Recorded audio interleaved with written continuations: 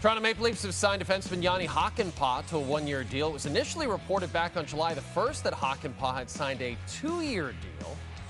The 32-year-old recorded 2 goals, 12 points in 64 games for the Dallas Stars last season.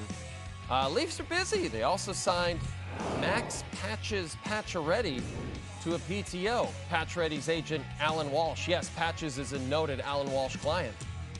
Alan Walsh adding on X, the 35-year-old Pacioretty would sign a contract with Toronto before the start of the season. The veteran forward returned to NHL action last season after tearing his right Achilles for the second time last January. That leads us to the first of two discussions with our hockey insider, Chris Johnston.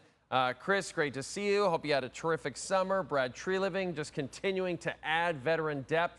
What kind of role would you expect Max Pacioretty to have with this team this season?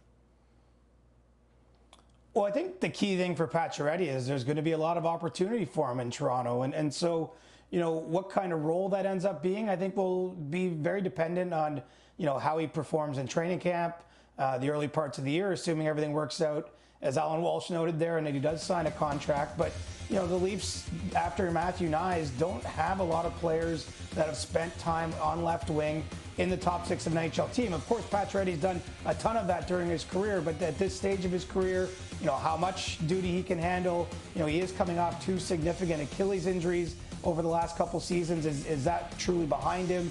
You know, I think that some of these things will get sorted out as Pacioretty gets his feet under him in Toronto. But, you know, part of the allure here is a team in Toronto that has high expectations and clearly has an opening for someone of his talents, potentially even to play in their top 6 at least some of the time, which I think was pretty appealing for him. Well, Chris, you alluded to it. This is a team with high expectations, and sometimes when a team has high expectations, the younger players don't get the opportunities they might otherwise get. I'm thinking of a player like Easton Cowan. If Patches were to officially sign with this team, what would it mean for Easton Cowan going forward?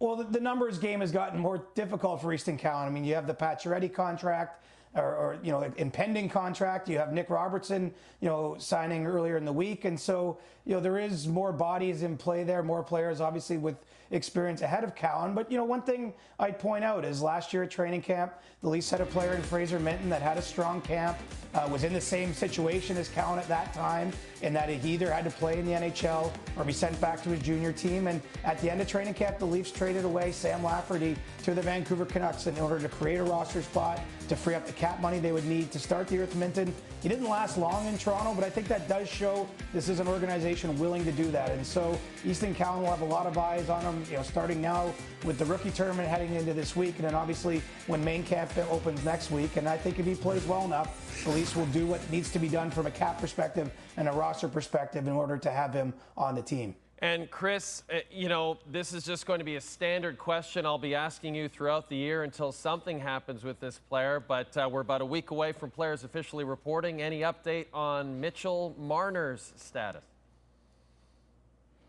Well, the update kind of remains where it's been. You know, Mitch Marner is under contract this year.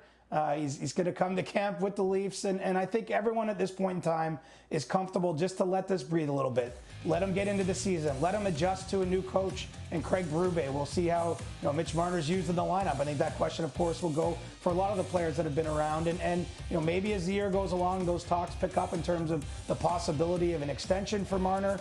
But, you know, there's still a long way between now and July 1st, 2025, when he can become an unrestricted free agent. I think the Leafs, given where they're at, obviously trying to have a lot more playoff success than they've managed in the last number of years. You know, Mitch Marner's coming off a lot of great seasons, frankly, and will be in a good spot to make a lot of money on his next contract. But it's going to take some time, I think, before we learn if that's in Toronto or perhaps somewhere else next summer. Speaking of somewhere else, we've got other NHL news from around the league to talk about, and CJ's going to kindly stick around for us, and we're going to talk about some of that other NHL news a little later on this edition of SportsCenter.